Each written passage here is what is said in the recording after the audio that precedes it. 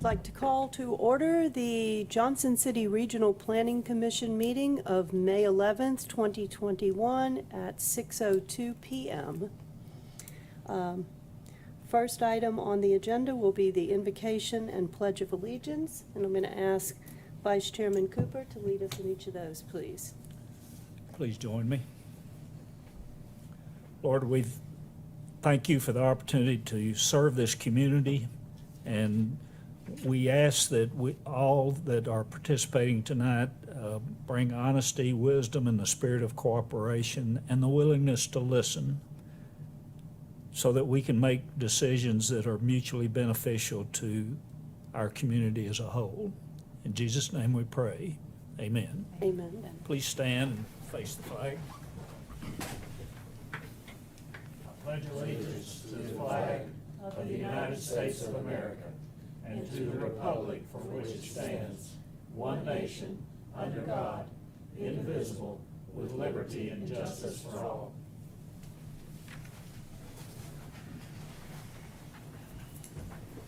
Right. Thank you, Vice Chair.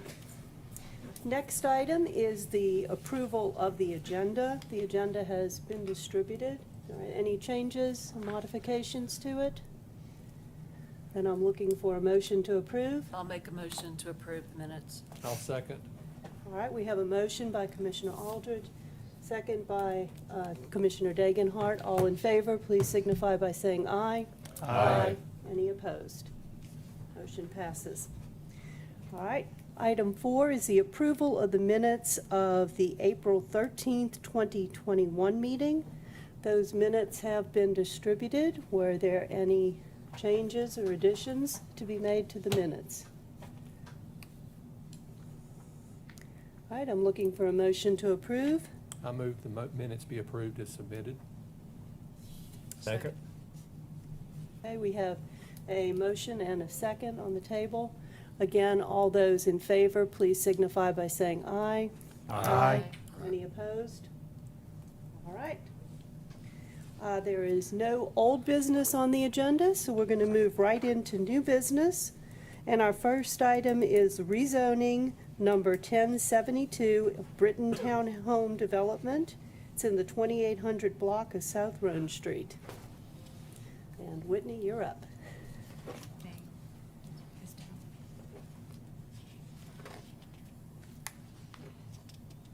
So tonight we'll be looking at a rezoning that, like I said, is on South Roan Street. Where does this? There we go. Okay.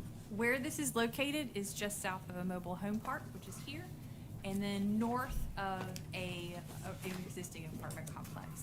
Just to kind of show you what it looks like from the road, it is a vacant property.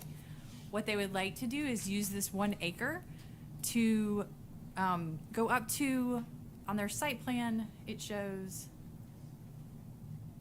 29 homes. The rezoning would allow up to 22 units per acre, which would be up to 39 units. It does meet the setback requirements. They are providing sidewalks, decel lanes, which they were asked to do, as well as show their coverage for making sure that they're under their 39%. In the future land use map, this area is called for commercial, but that is not necessarily how it has been developed for the last 15 or 20 years, and it has developed residentially. You'll notice on the right-hand side, these homes along Mayflower have remained. So the only business that has basically been there for quite some time is an automotive repair that's right there. And this kind of just shows you what that would look like. And just to kind of give you an idea of the density that's around it, the mobile home park is approximately 7 units per acre, which is consistent with its zoning district. And then this is not doing what I want it to do. And then this apartment complex down here is 22 units per acre. So that is, let's see what else we got. Just to kind of also show you what that looks like from the street. So sometimes density can sound very large, but when it looks at the street, it's a little bit different. So these apartments here, if you drove out and kind of looked at it, that's what 22 units per acre looks like from the street. And this is what the mobile home park looks like from the street. This presentation is very short and sweet. Staff recommends approval. We do find that it's consistent with policy 5.1.1 of the bridge plan. While the future land use map has said, let's kind of take this to a commercial area, we're just finding that's not really what is happening out there. So, yes, and I am available for any questions. You had a note about a billboard. I did, and I'll show you what that looks like. That has not been, like, we haven't really figured out what this is. It would require a survey to know which property it's on. But I don't necessarily at this stage for rezoning that would be a problem. I just wanted to note that there is a billboard adjacent to this. So it's not necessarily on the property. Doesn't it? One picture it looks like it is. One picture it looks like it isn't.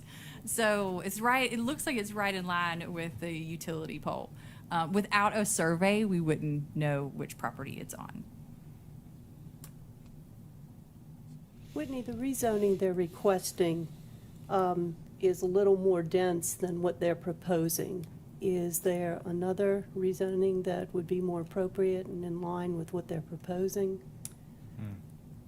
I did not look at their R4 to see what, that would be the only one that I could think of. And that is going to happen from time to time, where they could go higher. I think that what they're looking to do, and if no, they're not. Preston's pulling it up. Okay. I want to say that, to answer that,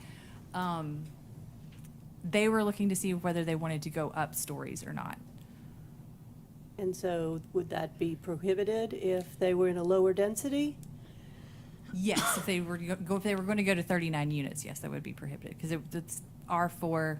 So 14 even though units the per acre. proposal only shows 29 units, they may potentially add up to 39 units. Correct. R4 and let me go back. What a little are bit. the surrounding properties? What is the density of them compared to the requested density for this plot? I guess that's what I'm trying to better Okay. understand. So what is surrounding them is R5 and an R4. The R4 or the RM4. So the RM4, that is, I believe, 7 to 8 units per acre. And then the R5 is 22 units an acre.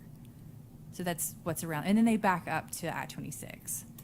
And across the street is, it's a trucking distribution center that has changed names several times in the last year. And I don't remember its original name. That's total density under R4. Total density under R4 is 25.2 units an acre. 25 units an acre. And they're proposing 29 units is what their site plan is Mhm. showing. Okay. That's unit, okay. Sorry. Okay, thank you. Are there any additional questions of, Okay, thank you. are there additional questions of staff at this time? Okay. All right, then I'd like to go ahead and open the public hearing. If anybody wishes to speak for or against this project, I invite you to come forward. Please give your name and your address prior to beginning speaking. One thing we forgot to ask, how about, were there any public comments? Oh, thank you. I wrote that in my notes that I didn't look at. No, there were no public comment. When we held the neighborhood meeting, there were no one that showed up for it. So. Thank you. Okay, and I'm not here seeing anybody who is wishing to speak on this either. All right, let's close the public hearing then, and I will open us up for discussion amongst commissioners.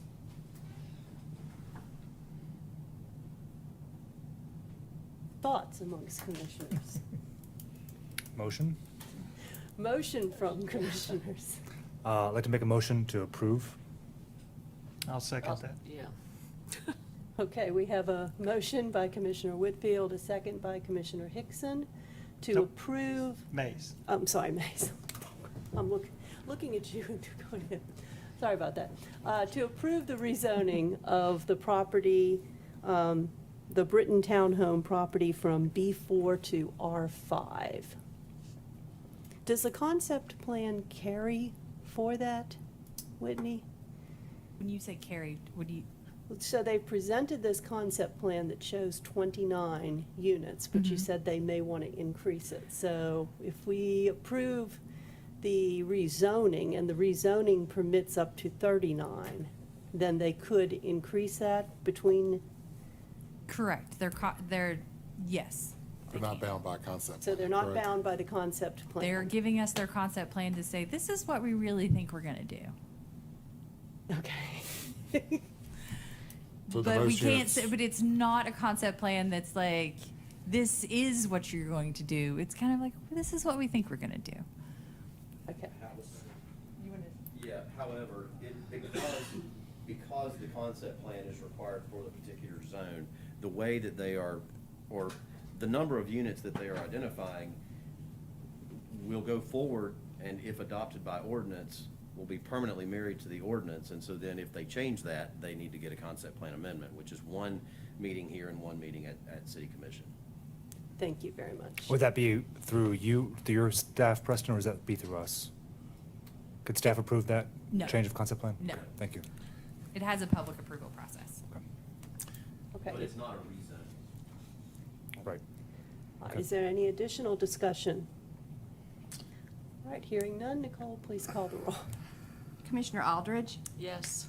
Commissioner Dagenhart, Yes. Commissioner Hickson, Yes. Commissioner Mays, Yes. Commissioner Pavlich, Yes. Commissioner Rhodey, Commissioner Whitfield, Yes. Vice Chairman Cooper, Yes. Chairwoman Wild. Yes. Motion to approve has carried. Okay. Item number 2 under new business is rezoning number 1073. This is Chestnut Cove subdivision. It's a Phase 1 concept plan amendment and Phase 2 rezoning. Okay. So in your staff report, I presented it one way, and then tonight I would like to present it a different way. Just in form of order. To kind of get you to kind of locate where we are in the world, this would be off of Boone Station Road and Highland Church Road. So it's kind of, it's in the city, but out towards the county way. So we are rezoning 2 sections. So this R2B was already done. What they're asking is for this R2C down here. So they're kind of stepping it up 1 level. And then they want to make a change to the layer, not the lots, in this area right here. So changing it to RP2. And just kind of showing you what their plan, rezoning plan looks like. Because this area only requires a rezoning plan. This requires a concept plan. So this is what's changing to R2C. So you can kind of see what the road network is, how it is tying into Highland Church Road. And then probably the little bit more of the complicated part is this is what the approved plan was. And so this is the area of the approved plan that they would like to change. And just to kind of show you what that looks like zoning wise, kind of skewed it so you're at least looking for the same road pattern, but this is the area that they're looking at. There's already R2P there, so they're just looking at extending it. Why, you may ask? Here's the table that kind of puts side by side what the current and proposed would be. So, not that they are changing lots, but they could, or not they could, like, that's one of the reasons. Mostly it's gonna be for setbacks, so that the house type that they have can fit on the lots that they have, because there's no changes to the lot lines.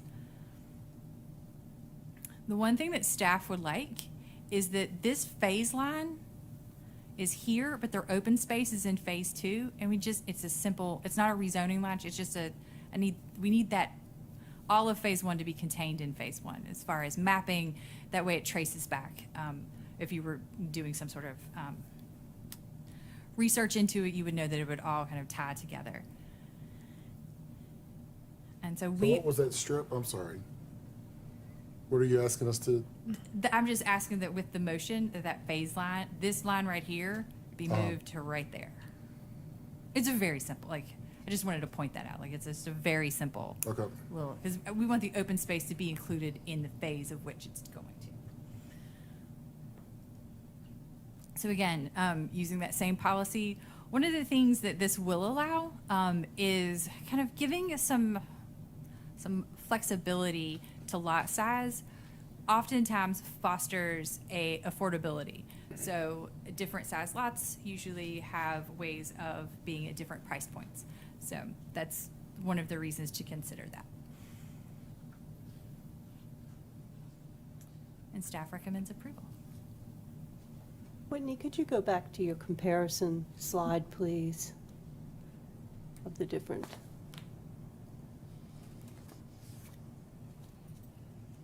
Okay, so currently it is R2B, and a portion of it, they're asking for RP2 and another portion R2C. Have you talked about the R2C yet? The R2C is pretty simple. Yes, I did very early on. It is just they're going from R2B to R2C. It's to do because at this stage they don't have to show they don't actually have to have a concept plan in the R2C. So it's not that they have to show the lots. Will is going to get it just right next. Will's going to do a subdivision that's going to show you all the things. I'm looking for R2C up there. I need another column. Okay. I'm sorry. All right. I didn't think that would be the. So how does it compare to the current R2B? I actually thought this would be the previous. My apologies. I just. No, I did not anticipate that question, just because that is the easier. That was the easier one. Why is this not going back? Keep going back. Make it go back, Will. You're asking, Chairwoman, I'm sorry, you're asking for the difference between R2C and R2B? Yes. It's So- going to be. The lot size, I'm sorry. Go ahead. That's the minimum lot size on R2C is 6,000 square feet, and the minimum lot width is 60 feet. And then, I know that's up there. And then on the, No, it's not. yes, 9,075. Thank you. so correct me if I'm wrong, but they can just they can maximize the amount of lot they're using for that structure that they're building with R2C. Basically, there's more buildable area More on those buildable lots. area, yeah. Yes. Thank you. Mhm. Just Yes. two things. I just wanted to add, based on our conversation with the developer, we had a really great pre-app meeting with the developers and with the designer, Gary Waddell, who's in the room. One of the things that we asked of the developer, can I have the keyboard for a second, just so that I'm not wrestling with the mouse like you were, and I hated to see you struggle. Here on phase one, you'll see here that the lots along Brummett Fields are larger lots. These are what we would kind of call your larger estate size lots. That's your lower density. That's your spine road coming in off of Boone Station Road. And then what they did down here, next to this, to the BMP or to the stormwater feature, is they created this little enclave of small patio homes, tighter lots. That's the RP2 district. The RP2 district, because it's a different zoning district, has a minimum open space requirement. The R2B doesn't have an open space requirement because you have larger lots. And so when you go smaller lots, you have to have an open space requirement, and that's what the RP2 does. Where Whitney is talking about the requirement, oh yeah, thanks, to move the open space down into phase one, is we need to make sure, from Gary's perspective, that he's meeting the 15% open space where he's expanding into the RP2 into those 6 lots. Does that make sense? Right now, those 6 lots are not in the RP2. He wants to bring the RP2 into those 6 lots, so we need to make sure he's meeting the 15% open space. I understand that. I guess where I was struggling was with the wording on how to make that into the motion. Right, we can get there, but yeah, That's what I was struggling with. Just I was trying to internalize how we would word that. And to finish out this thought that Preston started, this area right here would still stay with those kind of larger lots and then transition into something a little bit smaller, but not incredibly a lot smaller. So not as small as the, It's not as small as the RP2. okay. So smaller, single-family home lots rather than patio homes. Yes.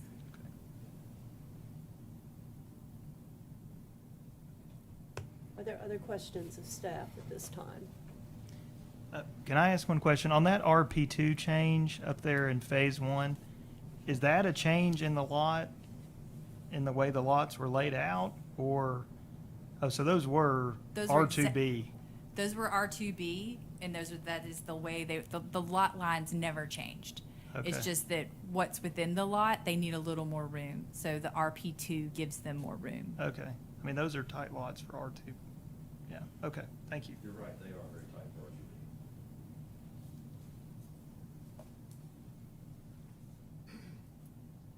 RGB. Okay. All right. If there are no additional questions of staff, I'd like to open the public hearing. Again, if there is anybody here that wishes to speak for or against this item, please feel free to step forward.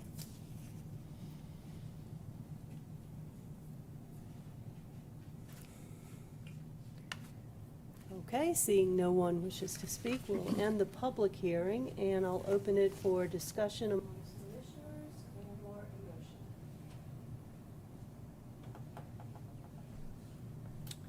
Whitney, I'll need your help, but I'll make a motion to approve the, do I need to separate it into two? No, it's the same, it's It's the same request. same request. So I will make a motion to approve the request based on whatever language Whitney wants to use.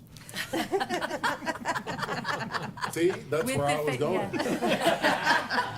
I like I it. could have done With the that. phase line adjustment staff recommends. Yes. Perfect. And then there was a neighborhood meeting, and there was no public attendance. Thank you. I'll second whatever he just said. And since we all understood that so well, I won't repeat it. Is there any discussion on the motion? Hearing none, Nicole, please call the roll. Just so I'm clear. The motion is to approve as presented with the phase line adjustment as staff has recommended. Yes. Okay. Commissioner Aldridge, Yes. Commissioner Dagenhart, Yes. Commissioner Hickson, Yes.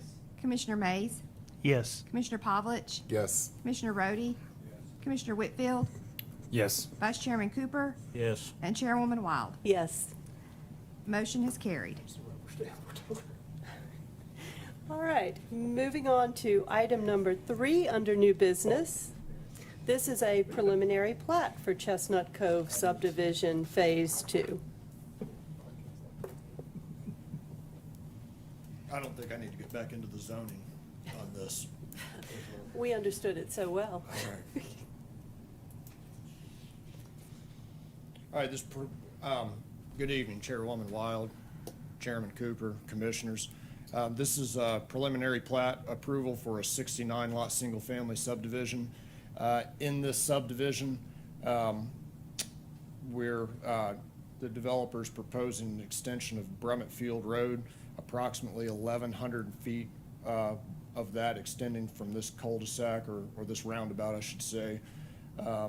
About 1,100 feet down to this area will be built to local street standard as defined by the profiles in the subdivision regulations, and the remaining 460 feet will be built to the boulevard standards, and it will tie into Highland Church Road.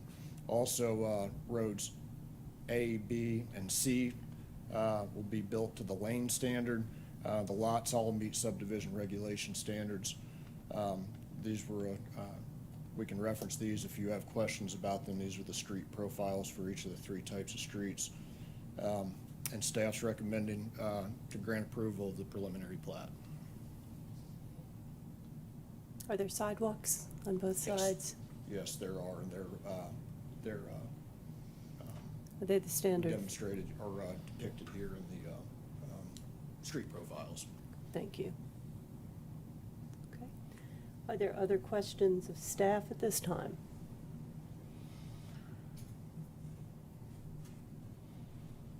All right, then again, we will open a public hearing if anyone wishes to speak for or against this item.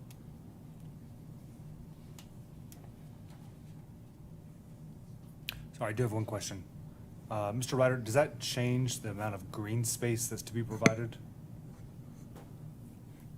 Well, everything here, and actually, we would need to move this phase line here. In accordance, as Whitney just briefed, this phase line will need to be moved up to here to have the open space be included in phase one. So you can grant approval contingent upon moving to the phase line. But it would not change the amount of total space No, sir. included? Okay, thank No, you. because none of the, all of this would fall in either the R2B or R2C zoning, which don't require open space. Very well, thank you. Yes, sir. All right, seeing no one's rushing forward, I'm going to go ahead and close the public hearing. And again, I'll open it for discussion amongst commissioners and/or a motion. I'll make a motion that we go ahead and approve the preliminary plat contingent upon the line there being moved into phase one. Second. We have a motion and a second on the table. Is there any additional discussion? Only question, is there any road improvements that have to be done? It looks like there's egress on the Highland Church there. Is that road being reworked? Or is there any sort of decel lane for going into the whole intersection? Yeah, I believe this whole, there's, if we had an aerial of the photo, of the property, there's sort of like a triangular type of intersection there that, and I believe that there is some, improvement that's planned for that. Engineering may have more specifics on, how that's being reworked, or perhaps the developer does, but there is, some improvement that's going to be made there. If we have any comment from staff, I'd like to hear it.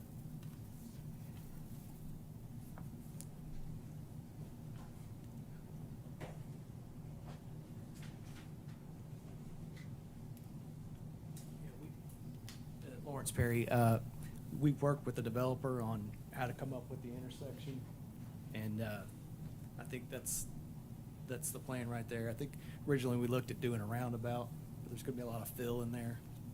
So the intersection is designed with the sight distance in mind and everything.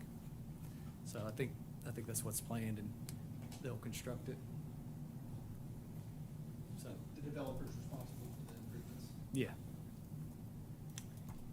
To all of Highland Church Road, or I mean, to the whole section of Highland Church Road, or just to the just Just at that intersection with the Highland Church and Hairtown Road. But will they take, I guess it looks to me like Highland Church Road is being kind of rerouted closer to the property line. Is that Yeah, true? There's some. Yes. Yeah, there's some utilities that were in the way, so that's kind of why it's the way that it looks, So kind it of. becomes like a four-way stop. Yes. Okay. Yeah. But but the developer is taking care of the moving of Highland Church Road and all that. That's what I understand for right now. Okay, thank you. Does any of that need to be included in a motion? No? Okay. All right, is there additional discussion? All right, Nicole, please call the roll. Okay. Does the original motion still stand? Yes. Okay. Commissioner Aldridge, Yes. Commissioner Dagenhart, Yes. Commissioner Hickson, Yes. Commissioner Mays, Yes. Commissioner Pavlich, Yes. Commissioner Rhodey, Yes. Commissioner Whitfield, Yes. Vice Chairman Cooper, Yes. Chairwoman Wild. Yes. Motion is carried. All right. Moving on to item number 4, and that is the final plat for the cottages at Greenwood Phase 2A. Is final plat approval for Cottages Greenwood Phase 2A. This particular phase is a 28 single-family lot subdivision. All the lots meet all the zoning code subdivision regulation requirements for lot size. The zoning is RP3, planned residential. Phase 2, which would have been Phase 2A and Phase 2B, as we see here, was received preliminary plat approval on 11/11 2020. The biggest issue with this particular request tonight is a variance request, which I'll get into now. In Phase 1, the side yard utility easements were reduced from 7.5 feet to 5 feet. The developer, when he came in for preliminary plat approval, requested the same variance. Staff was not prepared to recommend approval or denial of that variance request at the preliminary plat stage. We're in a position now where we can, because we know the location of the easements. Oh. The current variance request is consistent with the development, allows for the 10 feet separation between structures as required by the building code. The variance request is to section 4-5.3 of the subdivision regulations. Easements for underground and above-ground utility easements shall be provided along all front, rear, and side property lines and shall be a minimum of 7.5 feet wide. This is the part where it can get a little bit confusing, but I don't think it will be. So I'll try to explain this in a concise fashion. Lots 13 through 21 and lots 29 through 40. I'm going to go back to the previous slide. That would be these lots here along Thread Lane and Wanderlust Court. All of those lots, the developer is requesting that the side yard utility easements be reduced from 7.5 to 5 feet. All right. Now, I've blown up a picture, expanded a picture of these particular lots along Cecile Court. We have a different variance request.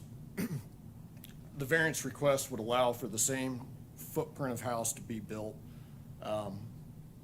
and still maintain the 10-foot building separation required by the building code.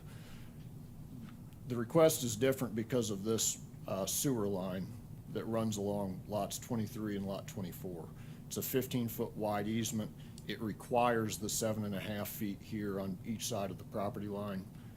Therefore, to be able to build the same type of house that was consistent with Phase 1 for what they're intending to build in the other lots, 13 through 21 and 29 through 40, they're asking for a variance request to reduce the utility easement for lots 22 and 23 from 5 to 2.5 feet on the southern property line of 23 and the southern property line of 22, and exact opposite on lots 24 through 28.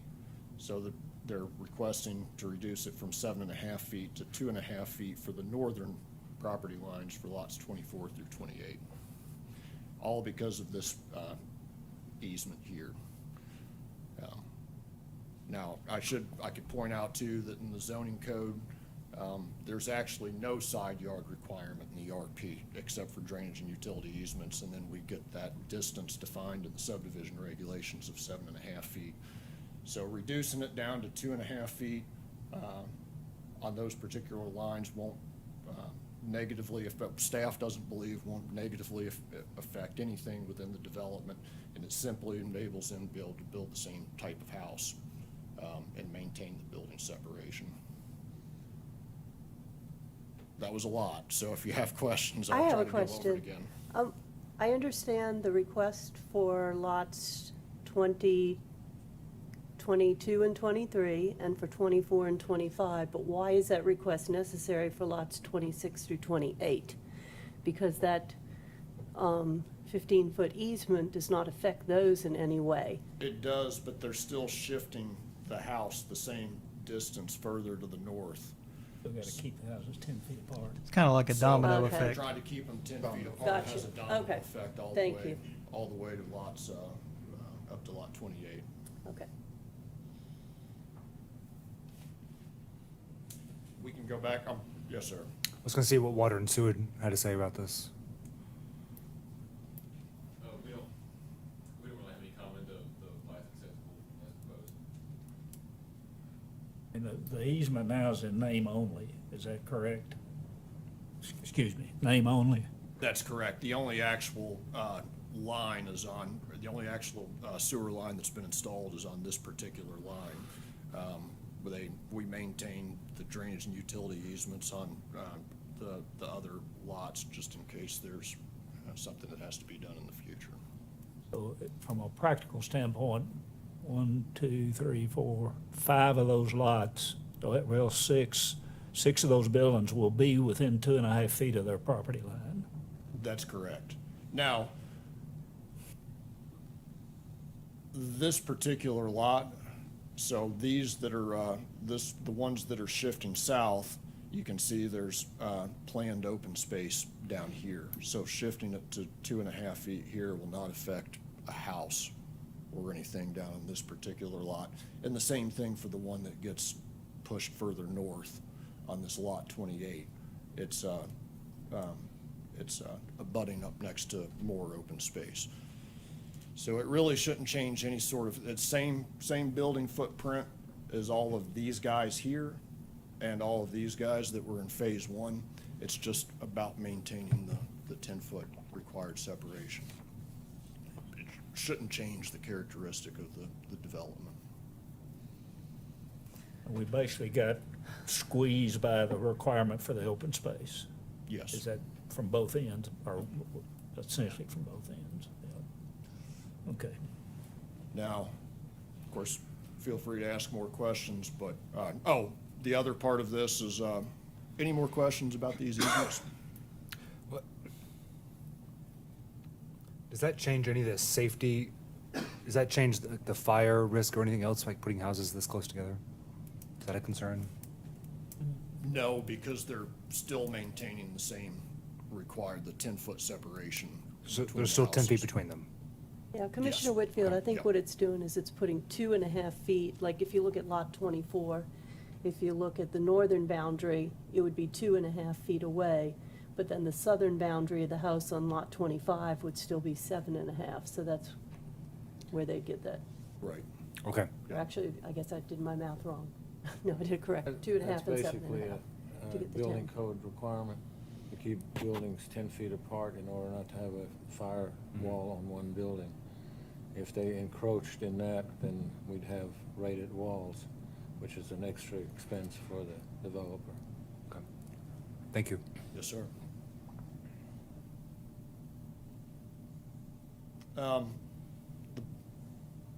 Also asking for you to approve a bond that was actually posted yesterday on May 10th. They brought in the cash bond to cover incomplete work, as-built plans, sidewalks, truncated domes, furnish and spread topsoil, seeding, mulch, grout, curb repair, temporary erosion control, the amount of $70,600.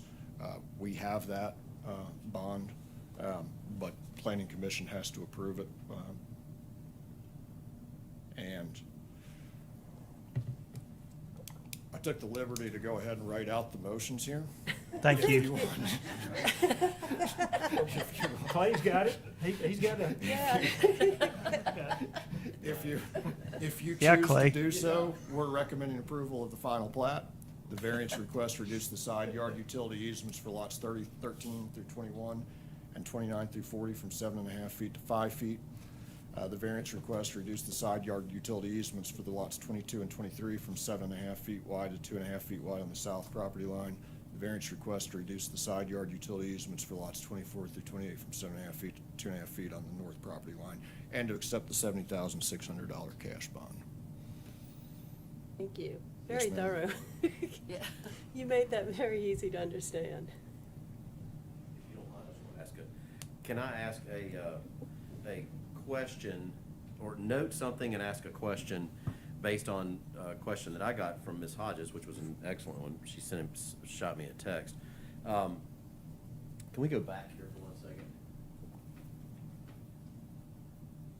So, if you recall, with phase 1, you all granted the variance, or the exception, so to speak, to allow for the reduction in that side yard drainage and utility easement from 7.5 feet down to 5 feet on both sides. And as Mr. Ryder pointed out, the remaining portion of of 2A, that normal 5 and 5 is the same. In this particular area, obviously, we've already discussed the domino effect. But because of the domino effect, and you're gonna have 2.5 feet on one side, I wanna turn to the developer. Now, the site developer is here, not the builder. So he's not building the homes, but I just wanna say it on record, say it publicly, that because 22 through 28 is gonna have a 2.5 foot easement on one side, we need to make sure that that information is translated to the builder so that there are no conflicts with compressors and other issues. Okay. And so, just wanted to say that publicly because I thought that was a great question, because you can fit a compressor in a 5-foot area, but if you squeeze down to 2.5 feet, that sucker's gonna need to go in the back or on the other side. And so it just needs to be considered. Thank you. Thank you. All right, are there other questions of staff at this time? All right, then I'll go ahead and open a public hearing. If there's anybody that wishes to speak for or against this item. And seeing none, I'll close the public hearing and open it up for discussion amongst commissioners and/or for Brett to make a motion. No, Clay. It's Clay's turn.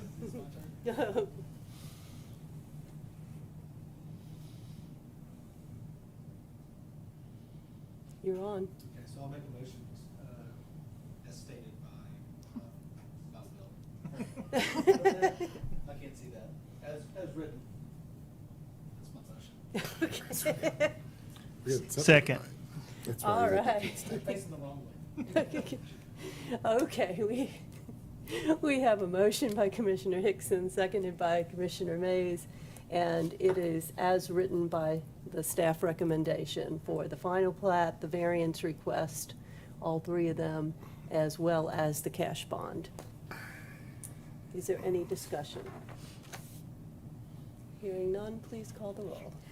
Commissioner Aldridge, Yes. Commissioner Dagenhart, Yes. Commissioner Hickson, Yes. Commissioner Mays, Yes. Commissioner Pavlich, Yes. Commissioner Rhodey, Commissioner Whitfield, Yes. Vice Chairman Cooper, Yes. Chairwoman Wild. Yes. Motion is carried. All right. Moving on to item number 5 under new business, and this one is a zoning text amendment on substance abuse treatment facilities. It looks like Preston's up. I am on this one. Thank you very much, Madam Chair and Commissioners. A little bit of a update on this one. Staff still wants to go ahead and move forward with the presentation. However, we are going to ask that you defer action on this until the next meeting. And I'll explain why. So you received my staff report, which gave a brief little outline of why we are moving forward with this text amendment, and then there was a little further explanation in the staff report itself.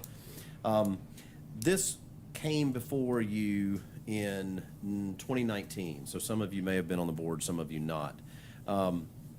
And this text amendment is in response to, I wouldn't go so far as to call it a directive, but a request by our legal counsel to address a potential ADA violation and the potential for litigation if someone was to push that matter, for how we treat substance abuse treatment facilities. And I'm going to use that term now because that's how we define it in the ordinance. However, we are proposing to move away from that term. So both non-residential and residential substance abuse treatment facilities, we are proposing to repeal those terms. Number one, they're not consistent with state definitions. And then number two, the process that is required for those facilities to go through a special exception, and the special exception has to go through the BZA, is one that our current legal counsel as well as that being Sonny Sandos, as well as Eric Heron, who has supported us in the past, especially before Ms. Sandos came on board. Both have identified that our process for the special exception requirement violates ADA law. And so let's unpack that a little bit here. And so I want to take you to the State of Tennessee Mental Health and Substance Abuse website. And under their website, you'll see up here Substance Abuse Services. This is one of their drop downs, and so I'm on the web. This is something that anyone else could access. You'll see here, this is their section that's entitled Medication Assisted Treatment, or MAT. And the state, you see here, identifies really 3 different types of MAT, that being buprenorphine, methadone, and naltrexone. So our code, our zoning ordinance, identifies or really lumps all 3 of these under the non-residential or the residential substance abuse treatment facility. The reason why that's not a good thing, the reason why we need to change it, is because the state does not do that. The state has different rules and different definitions under each of these different types of treatment. So I'll start with buprenorphine, which is, many of you have heard the term Suboxone, or, oh gosh, what's the other one? There's Suboxone and... Subtext. Say it again? Subutex. Subutex, thank you very much. I'm going to condense this down into, obviously, not medical speak, because I'm not a doctor, but I'm going to try to stay away from the legal terms too, that the state regulates and allows for these facilities to operate out of what's called an OBOT, O-B-O-T, or an office-based medical clinic, office-based medical environment. And the way that the state identifies that is any licensed medical office, any licensed medical clinic where there is a licensed physician, such as Dr. Whitfield or anyone else in there practicing medicine. And they have specific rules that someone who chooses to prescribe buprenorphine to a patient, that they have to follow. Very in-depth and detailed rules. And I won't open those PDFs, that's just gonna make everybody go to sleep. But the state, again, regulates buprenorphine, now I'm getting tied up. Buprenorphine. Buprenorphine, thank you. And allows them to operate in an office-based environment, okay? So let's kind of keep that in the back of your mind. Methadone is a different animal. Methadone is treated as a different MAT, but also regulated differently by the state, and is not authorized in an OBOT, or an office-based environment. It is in a specific, it's called an opioid treatment facility, and when you open up the website here, you can see that there are very few, in terms of the geography of the state, actual categorical methadone clinics, and we have one in Washington County, and the one that we have in Washington County is the one that we have up in Gray at Gray Commons. And so what we want to do is we want to recognize that type of clinic based on how the state defines it, and the state does not define it as an office-based environment.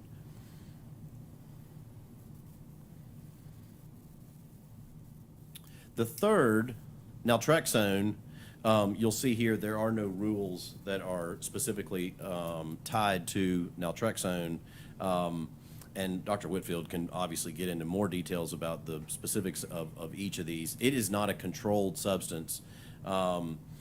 It kind of acts against the narcotic, but that's not being prescribed like the methadone or the buprenorphine. And so what our ordinance needs to do, and it proposes to do, let me go back to the ordinance, is to, number one, strike our current definition of non-residential and residential substance abuse treatment facilities. And then also, I'm gonna have to come back, strike all of the standards that were required for those facilities if and when they ever sought a special exception permit through the BZA, okay? So, all right, well then, what's the response? If you're gonna strike all that, what do you replace it with? And so, the language we are proposing to replace it with is in line with the state's buprenorphine rules and the state's methadone rules. So you'll see here under clinic, we are redefining clinic means, and we're striking the part there that you see stricken, a non-institutional facility in an office environment of solo or group practice, and that language is borrowed directly from the state rule, providing outpatient surgical, and they are also, that's an important term. Now, it's already in our ordinance, but that's important to call out that a clinic is typically outpatient only, whether it's surgery or other internal medicine. Outpatient surgical, medical, dental, chiropractic, I don't need to go on, and other healthcare practitioners. Urgent care facilities are also considered clinics. Clinics may include, quote, non-residential office-based opiate treatment facilities, or OBOTs. That's the buprenorphine treatment, as defined by the Tennessee Rules of Department of Mental Health and Substance Abuse Services. And I actually listed there the specific chapter number. That's the rule, the chapter number. But does not include the non-residential opioid treatment program. That's the methadone clinic, okay? So the methadone clinic is Rule 0940-0542. So you'll note here, we're saying the clinic does not include that. What we are proposing is, because again, if you're going to repeal something, you have to replace it with something. So what we are proposing to do for the methadone clinic is identify it here under the MS1, which is Medical Services District, because that's the current zoning of the facility in gray, is MS1, Gray Commons. And so what we've done there is identify it as a permitted land use, non-residential opioid treatment program as defined under that rule 0940-0542. The reason why, even though that gets incredibly technical, quoting those numbers and all that, it's better to do that, and then if the state changes a definition in the rule, ours changes with it, rather than us copying and pasting the definition and then we miss a change. Does that make sense? And Preston, I think you may know this as well, but the DEA has just recently changed the laws regarding buprenorphine administration, and so that now, before you had to have a special license to treat opioid addiction with these drugs, buprenorphine, but now any physician can do that, up to 30 patients. Up to 30 patients, okay. Good So to I know. think they're trying to make it accessible more so more physicians, more family doctors can treat opioid abuse in the community. But I think it's going to kind of change the standard, because now it's not isolated to small clinics. Right. Now kind of every doc in the community is encouraged to do this. Sure, okay. So it won't No, be so I- isolated anymore. Yeah, no, I appreciate the update. So, Is that a federal one? It was yeah. It was in January. so let me explain why now I'm asking that you all not vote on this tonight and defer action on it until June, mainly because I had a conversation with the city attorney at around 4:30 today. I had been asking her to rule on something for a couple of days. She's been, up to her eyebrows, just like all of us have been. And she only just recently got an answer on this. It has to do with the buprenorphine. And so our understanding, if I misspeak on this one, Dr. Woodfield, tell me. Our understanding for some time now has been that so that I don't trip up over the word anymore, I'm just going to use the general term Suboxone. That the Suboxone clinics, because they are in an office-based environment, that is typically administered via a prescription, i.e. the office-based environment walking into a doctor's office and getting a script. Methadone has been physically dispensed. It's a liquid there at the methadone clinic, whereas the Suboxone has been a prescription. However, when you go back to those rules here, you'll see that there are two different rules for Suboxone under the state's medication-assisted treatment. There is an OBOT that does prescriptions only, and then there is an OBOT that can, so there's the prescribing authority, and then there's an OBOT that can dispense. And so that little wrinkle, I asked her, I said, so if we are going to have dispensing occurring in the clinic, is that something that, are we just gonna lump it all under the clinic? Her response was that, no, the best thing to do would be to split them out, again, so that we're not treating these as an independent land use, because that's what we're doing now. We want to lump them under an existing land use. And so what she's asking is that we treat the prescribed version of Suboxone under the clinic, and that the dispensed version go under pharmacy. However, I've not proposed that to you. And so I wanted to go through this presentation, allow you to have this conversation, kind of absorb this. I know that Mr. Floyd is obviously interested in this particular topic. He and I spoke earlier, and so he has an article that he's working on this.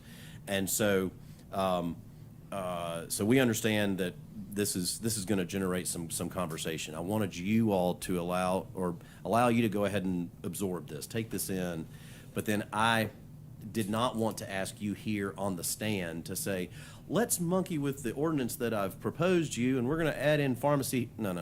Let's not do that.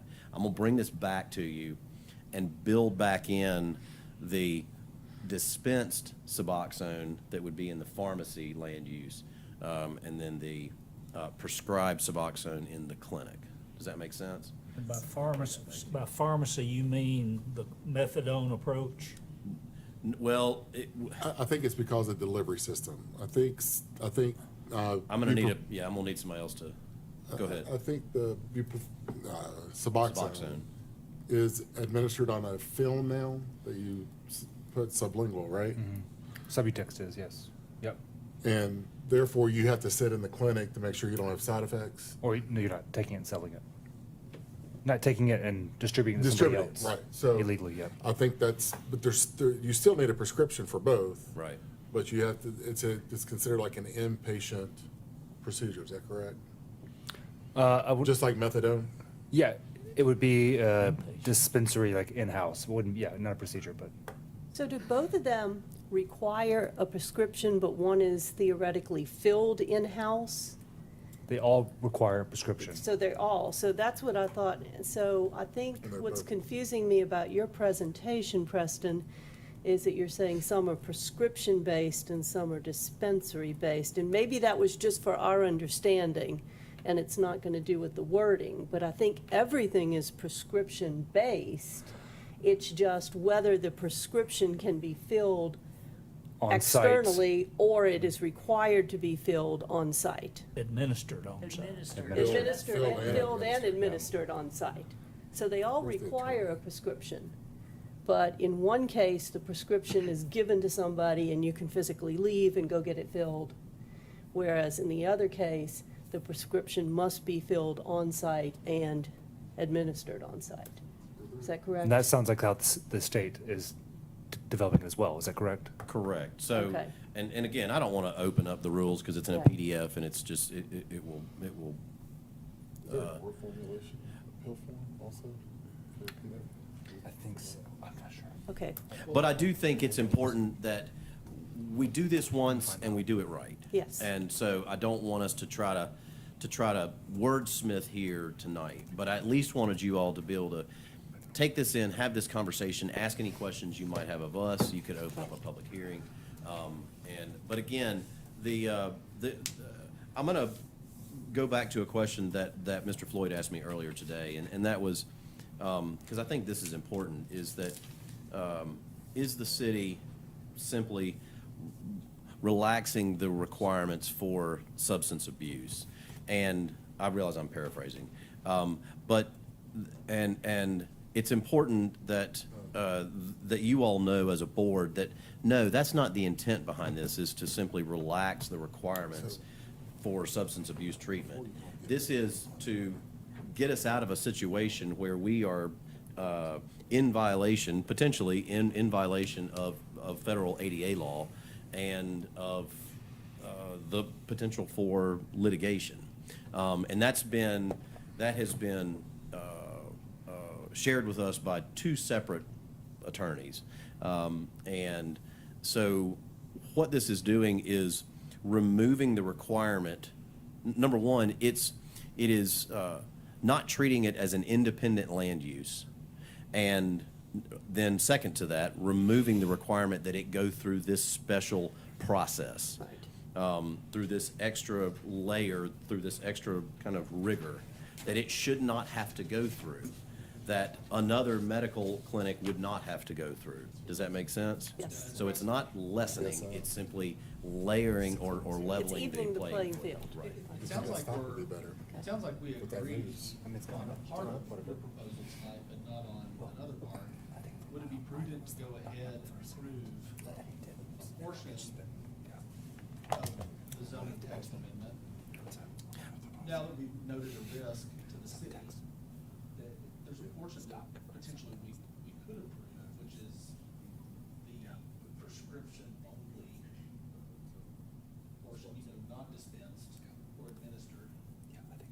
Should we do that, knowing that we have another month for our next meeting? Well, Carve out the dispensed portion of the Suboxone subtext. BDSM. I appreciate that, I do. I mean, ultimately, the board will do what you all want to do, but I would rather keep this all together, but, in one book. I think that's going to be cleaner, I think it's going to be better. And then, and so that we get one vote, one motion, whether you all support it or not, we can go forward to the city commission that way.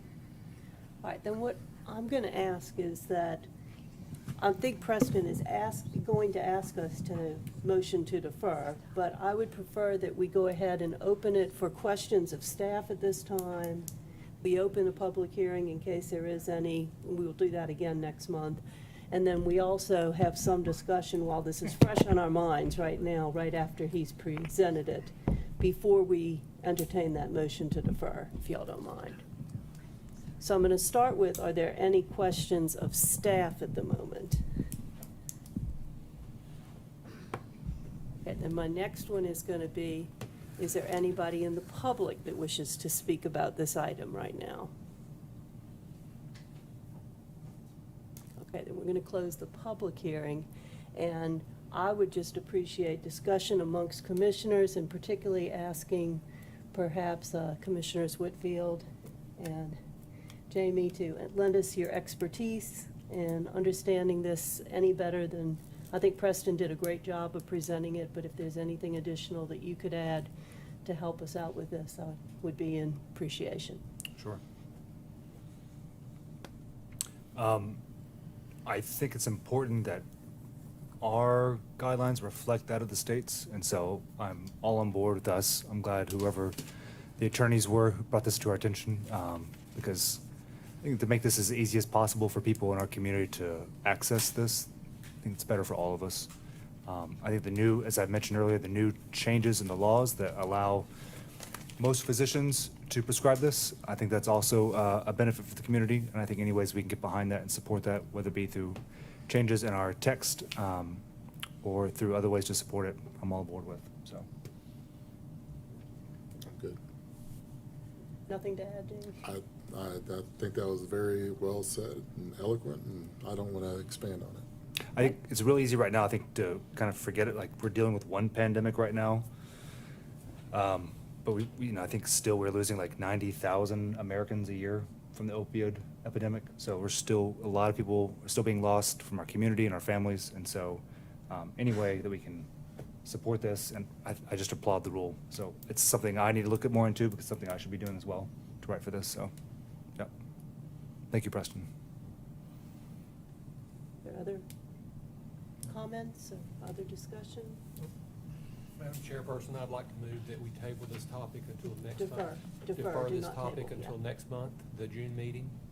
Okay. Second. All right, we have a motion by Commissioner Dagenhart, second by Commissioner Whitfield to defer this until the June meeting. Is there any further discussion? All right, Nicole, would you please call the roll? Commissioner Aldridge, Yes. Commissioner Dagenhart, Yes. Commissioner Hickson, Yes. Commissioner Mays, Yes. Commissioner Pavlich, Yes. Commissioner Rhodey, Yes. Commissioner Whitfield, Yes. Vice Chairman Cooper, Yes. Chairwoman Wild. Yes. Motion to defer has carried. All right, thank you. All right, item number 6 under our new business is the bond release for the cottages at Greenwood, Phase 1.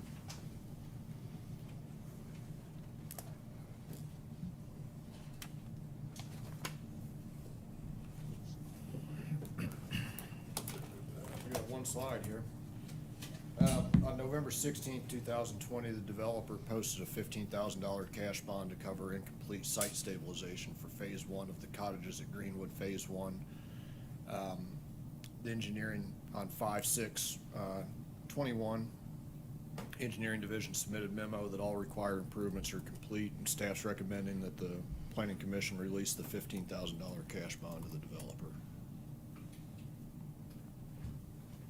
Okay, are there questions of staff?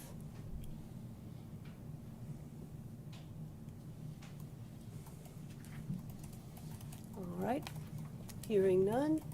Is there anyone who wishes to speak on this item? Okay, we'll close the public hearing. I am looking for either discussion or a motion amongst commissioners. Motion to approve. Second. Okay, we have a motion by Commissioner Pavlich, a second by Commissioner Aldridge, and is there any further discussion? Nicole, please call the roll. Commissioner Aldridge, Yes. Commissioner Dagenhart, Yes.